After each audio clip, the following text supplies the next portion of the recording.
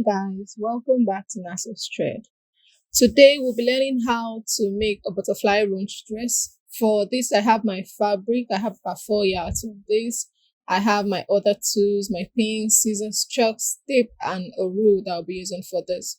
So the first step we're going to take is to fold our fabric into two so we can cut out the back part of this. Now I will not be folding this by the width, okay, because our ankara measures 45 inches in length, okay, but I'll be folding this by the length. Okay, you can see how I'm folding this. All right, so it depends on how long you want yours to be. Like for me, I want mine to be above 45 inches in length, right? But if you want yours to be shorter, you can go ahead and measure using the width of your ankara or whatever fabric you're using. So I went ahead to mark out the length of the gown I want. Okay, so I'm just tracing the length out at that point. And then after doing that, I'll just go ahead and cut it out so we can start taking our other measurements. Like I said, if you want yours to be shorter, you can go ahead and do that. Or if you also want yours to be longer, just follow the same procedure. Okay, so we have our piece. We're cutting out our back piece first, right? So the first thing we're going to do is to mark out the neckline of our back piece. So for the neck depth, you can decide to make it open or decide to make it closed. So I decided to use 2 inches for the neck depth of the back. Remember, I'm marking the back, okay? So I decided to use 2 inches for that, all right? I just went ahead and marked down 2 inches at that point for my neck depth. Then for the neck width, I'm working with a neck width of 3 inches. So I'll use my rule to make my curve at that point, right? I didn't want to use my free hand. That's why I have this curved rule here. So I'll go ahead and use it and make my connection at that point.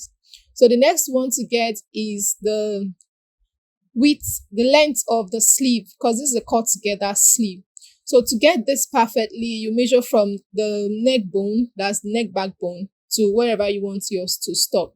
For me, I wanted my butterfly to have a little more effect than usual, so I'm using 17 inches for this. Now, my 17 inches includes my hemming allowance at that point.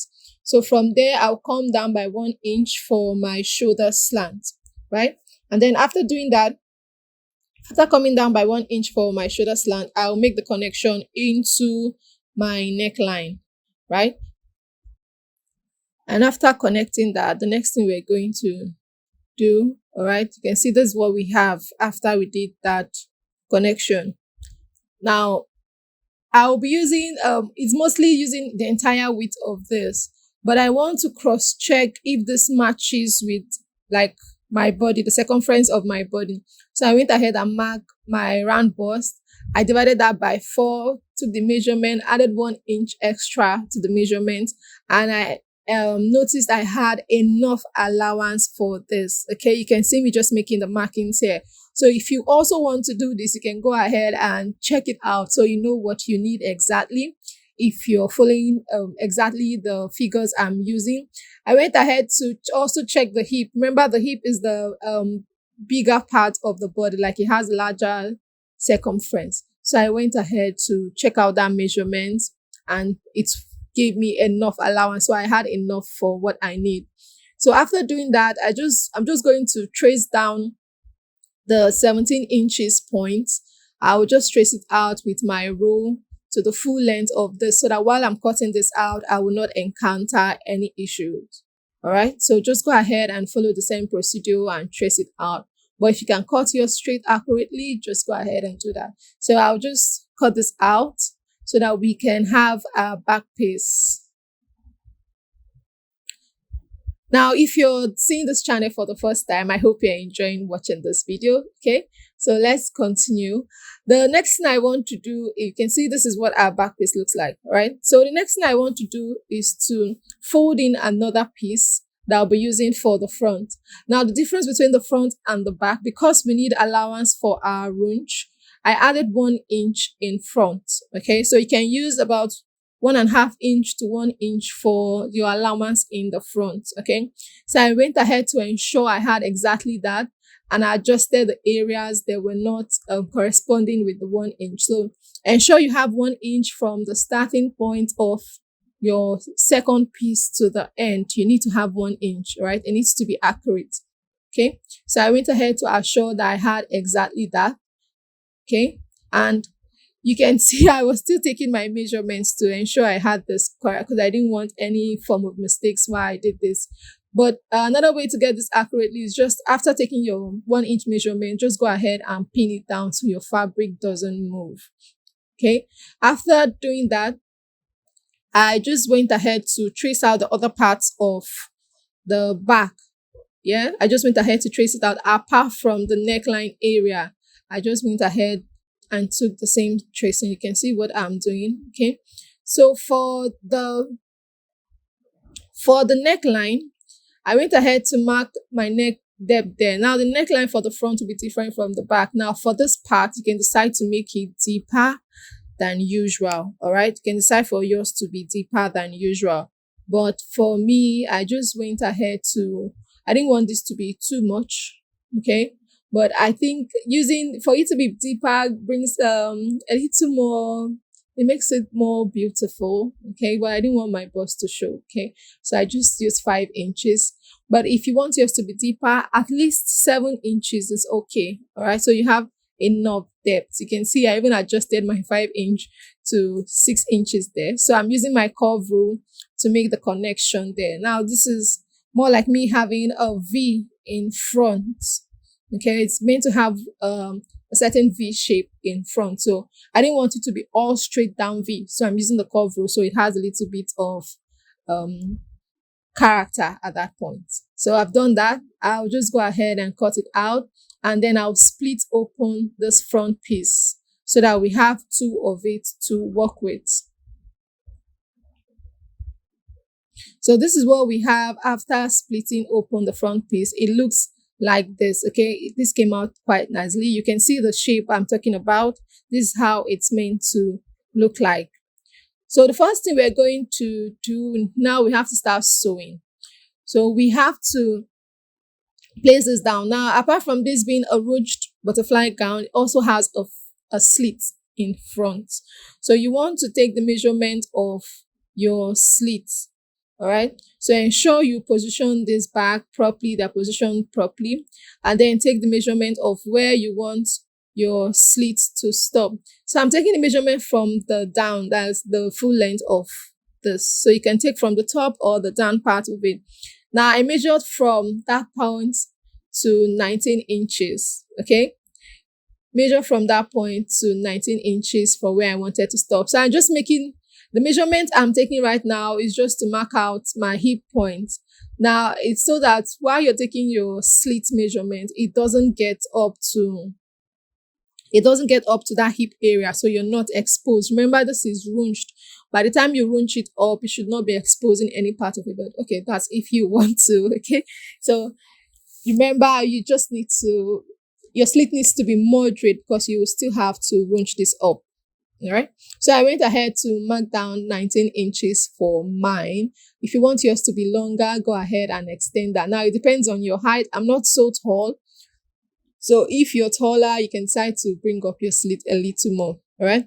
So after doing that, we'll go over to the machine to stitch. Okay. We are stitching from the point, from the top point there down to the point where I marked for my slit start. All right. So we're using, remember we added 1 inch allowance to this. So that's 1 inch allowance we'll be using to stitch it down. Okay.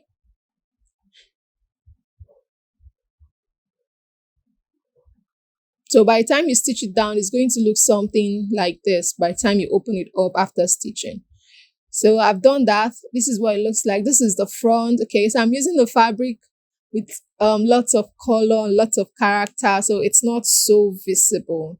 All right, so I've also gone ahead to pipe the neckline with a bias tape. You can decide to also use the fabric to do that. Now, this is what it looks like from the back. You can see this is what we have. So the next thing we want to do is to create a tunnel for our rope. Now, remember I said it is ruched. So we need to have a tunnel for our rope. It cannot be all open. So you can decide to iron this down so you have this perfectly. but I'm going to just fold in the tips of each part of the allowance, the seam allowance I have left, okay? And ensure I'm stitching exactly on those lines, all right? You don't want to have openings on this, so you have to fold in the tip a little bit and then do that. So for the edge where I have the sleeve, you can also do the same stitching pattern, or you can make use of a hemming gum to do that, okay? So I'll be using a hemming gum for mine. I'll just place that down and then iron it out, okay? Let your hemming gum not go beyond your sleeves start point. So I've done that. You can see this is the front. It's not really showing from the front. And this is our back piece, okay? This is what it looks like. I'm just going to zoom it in so you see. If you look closely, you can see the toenails I created for this, okay? It looks like this, all right? And this is the sleeve, the slit area after I used my hemming gum to hem it down. So we're going to keep working on this. Next thing we need is our ropes. So to get the rope, you take the measurements from the neckline to this, okay? Another thing is to know the width of your toenail so that you're not using something too big that will not pass. So I took the measurement down, and after taking my measurement, I had about 24 inches in length. Okay, sorry, that was 22 inches. I have 22 inches in length, and I'll be adding 7 inches to that so that I have enough, because I don't want this to be too much and I don't want this to be too little. You want to add extra to the length you measured. So I've gone ahead to cut it out, and I cut out the length of 35 inches. Remember I said I measured 22 inches, so I added extra inches to that so that by the time I ruch it up, I will have a little allowance out, or if I'm not ruching this, I'll have, okay? So I went ahead to cut out 2. Remember we have 2 toenails, so we need 2 of this. So I'll go ahead and fold it this way, fold in one tip, fold in the other tip, and then fold again so that I'll have a tiny piece, all right? You want to take your time while doing this. So that's what I'm going to do. Fold it in, it will look like this, and I'll stitch along the ends. So I've done that. You can see my ropes. This is how they turn out to be. So the next thing to do is to pass this through the rope toenails. So remember, this part is closed down. So we have to create a space for it, okay, without opening up the entire thing. So you want to take your time while doing this. Be careful. You can see I already made a mark there. I'll do the same thing to the other end, okay? Also make an opening just at the top where the slit stops, okay? So that's what we're going to do. And then we're going to use our safety pin our rope with it, and then pass it through the toenail we have created. So I'm just going to pin this down and then pass it through it, all right? Now, as I was saying, if you're seeing this channel for the first time and you have not subscribed, please subscribe, turn on the notification bell so that you're notified whenever I post a new video. And also give this video a thumbs up, okay, if you enjoyed watching it. And let me know in the comment section if you'll be trying to make this dress out, okay? Make this dress. I know it's beautiful, okay? You're going to see the result of this. And if you're a returning subscriber, thank you for always coming back to watch, okay? So let's continue. This is what we're going to have, okay? So you can see this, right? I've not stitched this down yet. I just went ahead to pin this at the top, okay? So by the time we runch it up, it's going to have the effect. You can see the extra allowance we have at that part. So I'll go ahead and stitch it down now to secure it. So I've done that. I've secured it. It looks this way, okay? This is coming out quite nicely, all right? So if you decide to runch it up, it's going to look this way, okay? Have this effect, right? So we want to work on the other part of this. We need to start attaching this to the back part. So I'll place this front facing front, bring in my back piece, also place it the same way. And I've already gone ahead to pipe the neckline of the back with a bias. Like I said, you can decide to also use the piece of fabric also to pipe it, all right? So I'll place this front facing front and ensure that all the ends are corresponding together. You want to ensure that they are matching at every point, okay? And after doing that, after I'm attaching the shoulders, because the shoulders is where I work on first, I'll stitch it down by 1/2 inch and do the same thing to the other part of the shoulder. Make sure they are aligning, and then I will also stitch it down. After doing that, I'll go ahead and hem along the line. So I will just fold it in by 1/2 inch and fold again by 1/2 inch, right? So I'll do that through this entire piece. I've done that. I've attached my shoulders together. It looks this way. And I've also gone ahead to hem it down. It looks nice, right? This is what we have after I did that. So I want to work on the butterfly, which is the last thing we're doing for this, is to ensure we have this placed properly. Ensure they are placed properly. You can go ahead and work on them, fold them together, make sure all the ends are meeting at the areas they are meant to meet. Straighten them out. So I'm just simply doing that, ensuring everything is all straightened out. And after straightening them out, after placing them properly, I'll go ahead and then fold it into two. Okay, from the midpoints, I'll go ahead and just fold it into two. So I'll have it like this, right? So I have it this way. Then the next thing I want to do is to take in the measurements. Now I'll take the measurement from my shoulder to my bust point, which is 10 inches, right? Shoulder to my half length, which is 16, and then shoulder to my hip point, which is 24 inches. Then after doing that, I'll go ahead and take the circumference. Now the circumference of my bust is 33. I'll divide that by 4. I have 8.25, but I used 8.5, added an extra 1 inch to that. So I marked that 9.5 at the bust point area. The same thing for the waistline, divide by 4, add an extra 1 inch for ease. I'll do the same thing throughout this, even at the hip point, okay? Divide by 4 and add an extra 1 inch. And then I'll just make my connection throughout this, okay? And then from the hip area, I'm just bring this down so you see clearly. I'll just make my connection from this. I'm using a pink chalk, so it's a little bit visible, okay? From the hip point, I'll just drag this out to the other end. Now you can see I'm not making this straight, okay?